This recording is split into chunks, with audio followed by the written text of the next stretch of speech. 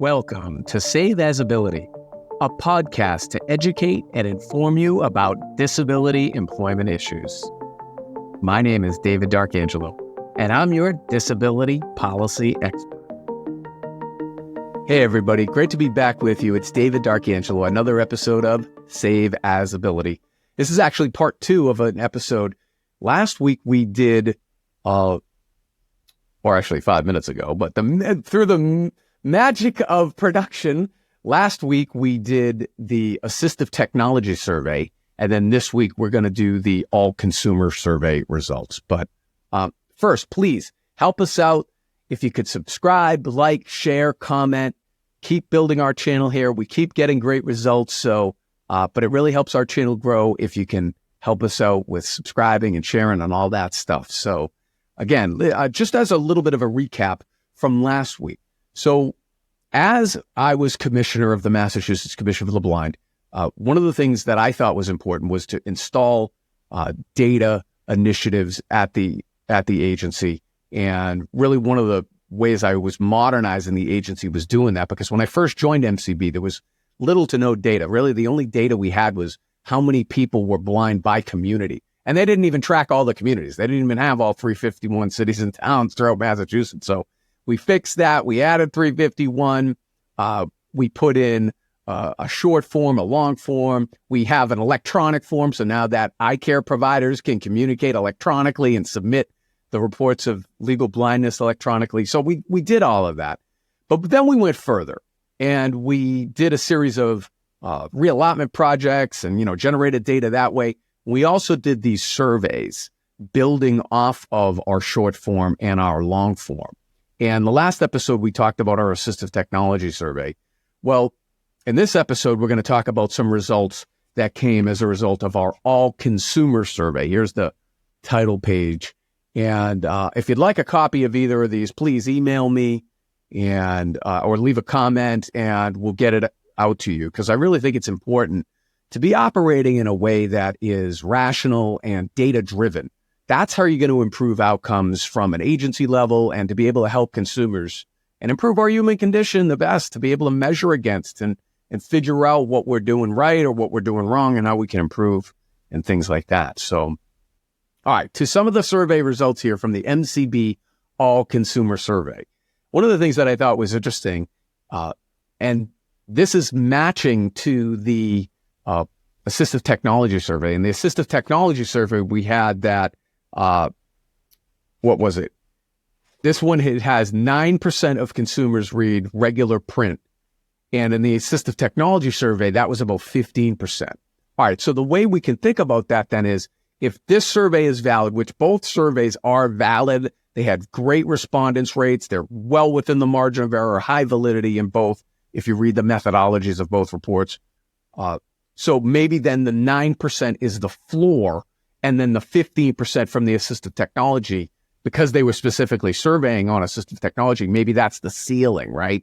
So I think it's probably safe to say maybe 10 or 12% of all blind people in Massachusetts are reading regular print, right? And that is kind of that attacks the archetypal metaphor that people have of blindness. Like, what do you mean you can read regular print? You're blind, right? So in this survey, the all consumer survey, 31% read large print. And in the assistive technology survey, that data point was 36%. So again, if the floor is maybe 31%, the ceiling's maybe 36, call it 33% of all blind people are reading large print. And then when you add the large print and regular print together, that's what? 40-something%, or maybe, even a little bit more of all people with blindness reading large print or regular print. Again, that is not probably what the archetypal metaphor of somebody with blindness people think of. So I think that's helpful right there, to be able to program and to give the society at large an idea of what's going on and the capabilities that people with blindness have. Now, not to diminish, though, there are a very significant percentage, and you can see this in the reports if you'd like. There is a very significant percentage that are not using those print technologies, and they're reliant upon assistive technology to be able to get their information. So now the all-consumer survey, though, is not assistive technology specific to all of the questions. There are some that match and overlap, and that's good. But there's many that go to quality of life and living situations and things like that.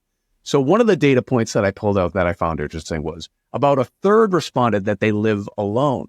And again, that may challenge the archetypal metaphor that people have. Like, what do you mean you're blind? How are you living alone? How are you shopping? How are you doing all the stuff that you need? Well, people with blindness can be very independent, very self-determined. And so that's a data point that you can reference there. Approximately 82% responded that they get rides from friends or family for their primary source of transportation to do errands and things like that. That's significant right there. I think that really speaks to the level of transportation that people are being able to utilize, because then you look, some of the next respondents are all about public transportation, the ride and other forms of public transportation. So that's important in terms of being independent and self-determined, being able to move around freely. So again, another AT point compared here says 57% use the internet regularly. So again, it's just showing you the high usage of technology here. Another data point out of the MCB All Consumer Survey that I thought was interesting was visual impairment is closely related to the measure of well-being. So again, that's right out of the report. That's not just me. So I think that indicates that people with disabilities, the more significant or profound or severe the disability gets, that the less their well-being becomes, and the less disability, the higher the well-being. And it indicates that in the report. So that's not just made up. That's data-driven analysis and results that be able to tell you that. And so now you can program, now you can understand what we need to do to these services to make them better, to be able to serve consumers, and in this case, consumers with blindness and low vision, but also people with disabilities. So again, these are just some of the results. I encourage you, please email me. We'll send you these reports, either the assistive technology one or the MCB All Consumer Survey. But now this sets a baseline, and going forward, you can build on that, and you can really start to analyze and understand these trends for providing these public programs for people with disabilities, with the goal of making them independent and self-determined, that's a good thing. We want to improve the human condition. That's why we're here.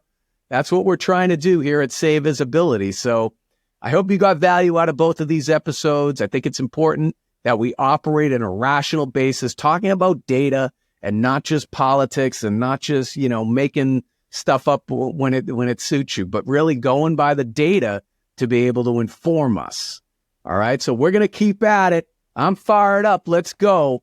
It's David D'Arcangelo, Save Visibility. Please like, comment, share, subscribe. Help us get our message out. Great being with you. We'll see you next time. I hope you have a great day. For more information about disability employment issues, please visit our website, disabilityemploymentsolutions.com. The Save As Ability podcast is available on Apple Podcasts, Spotify, our YouTube channel at Disability Policy Expert, or wherever you stream your podcasts. Subscribe, stream, rate, and review our shows. Your ratings and reviews help our show reach new audiences. Produced by Pod Pro Entertainment. Save As Ability lives within a network of podcasts located at podproentertainment.com. #TheNewRadio.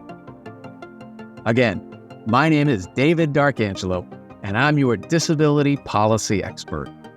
Until next time, thank you. I hope you have a great day.